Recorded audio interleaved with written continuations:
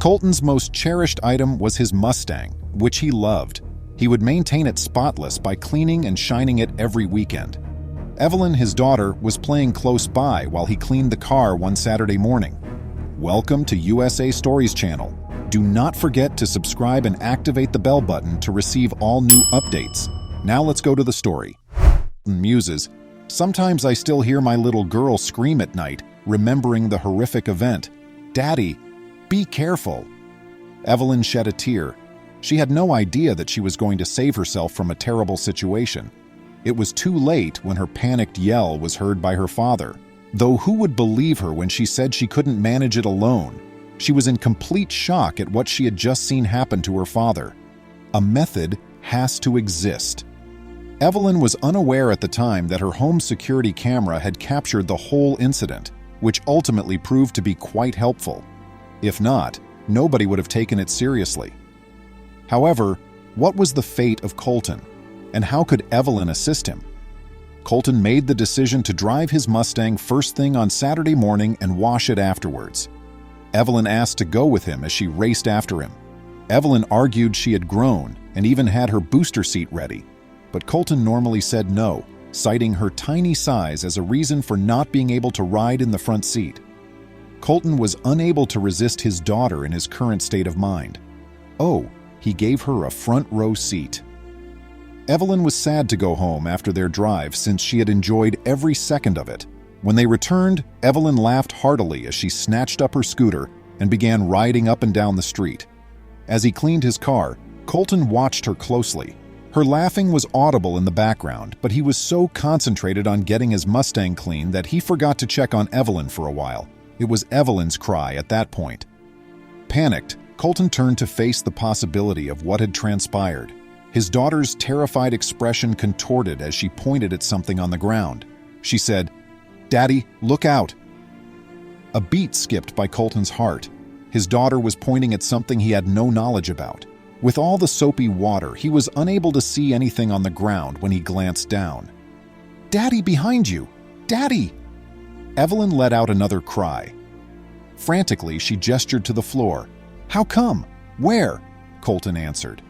It was too late for Colton to see what Evelyn was pointing at, so he hastily sprang up and down. He lost his balance while jumping up and down because his foot slid on the soapy water. Evelyn was horrified to see her father stumble and bang his head on the sidewalk. There was still danger near her father, so she cried and yelled at him to get up.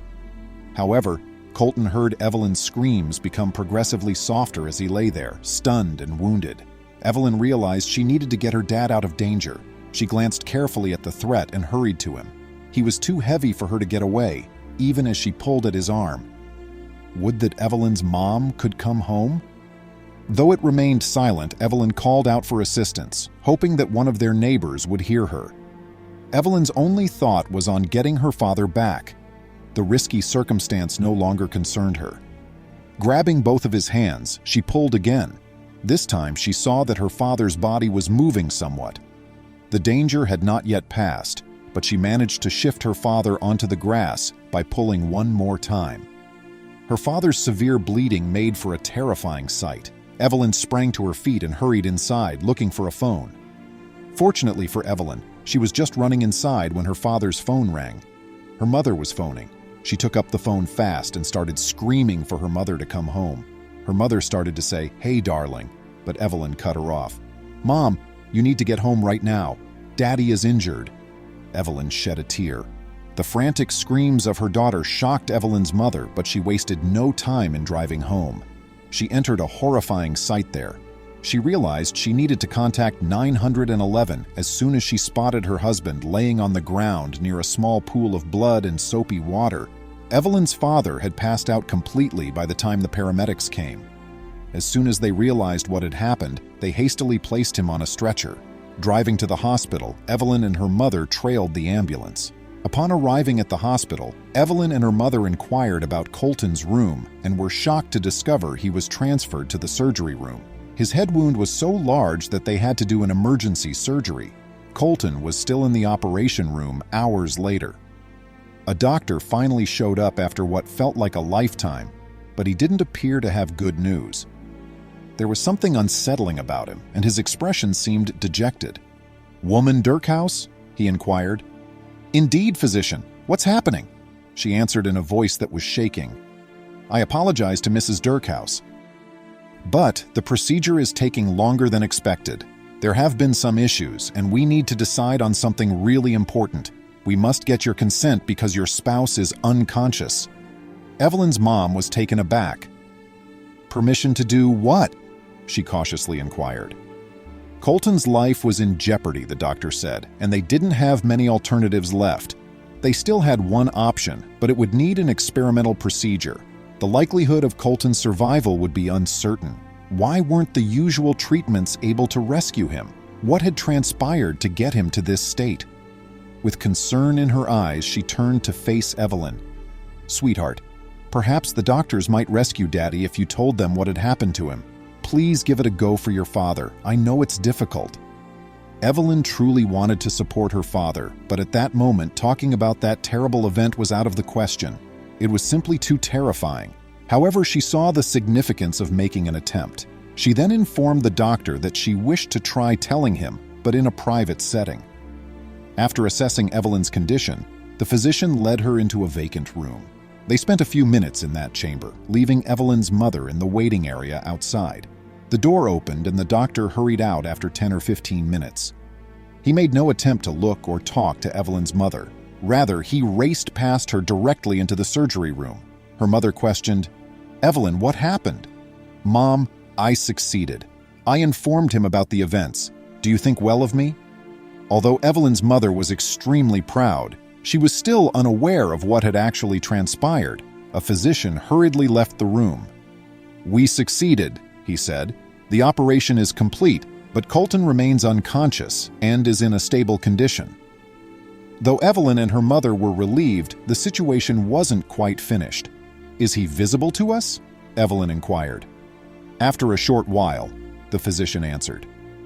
After waiting patiently in room 11 with her mother, Evelyn noticed a significant change in Colton's appearance. The hardest part wasn't over yet, though, since he said something unexpected the next time he saw his wife and kid. "Who are you?" Confused, Colton inquired. "Darling, what do you mean? Do you not recall us?" Evelyn's mother inquired, her anxious eyes on the physician. "Is this normal, Doc?" However, the physician appeared to be as perplexed as the rest of us. At last, the doctor remarked, "Please follow me outside. There, I'll go over everything."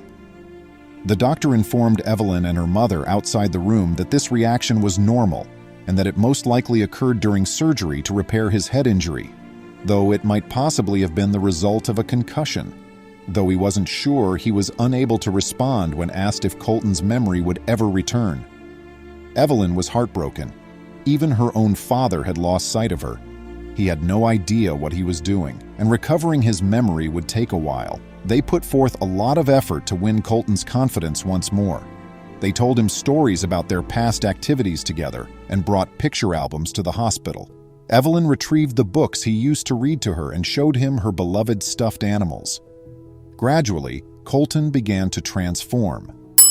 After spending a month and a half in the hospital, Colton needed around a month to regain his memory. At that point, he was prepared to return home. However, there remained one unresolved question. Evelyn's mother was unaware of what had transpired that terrible day because she was preoccupied with her husband's memory loss and her attempts to reverse it. However, Evelyn and the physicians knew the answer. Thus, when Colton was preparing and packing for his last day at the hospital, Evelyn's mother approached the physician and at last inquired about what her daughter had mentioned to him 15 months prior. When Evelyn turned to face her father after telling the doctor she had been playing with her scooter while he cleaned the car, she observed something moving on the ground. A very toxic snake was hiding in what she believed to be the garden hose swishing about in the water. Colton was bitten by the snake in his ankle, and the poison entered his circulation. However, the physicians were clueless as to why his organs were failing throughout the procedure because they were unaware that he had been bitten. They didn't realize they needed to give him a blood transfusion in order to preserve his life until Evelyn informed them about the snake. And they were just in time, since instead of a celebration, There would have been a burial if the poison had continued to spread throughout his body. They had no intention of staying near the spot where Colton nearly perished or near any snakes. Colton and his family decided to relocate when he healed completely. They relocated to a tranquil area in a different state, perhaps away from any venomous snakes. Please remember to subscribe to our channel, give us a thumbs up, and turn on the notification bell so you won't miss any of our videos. If you enjoyed the tale, the next video that plays on your screen will probably move you too.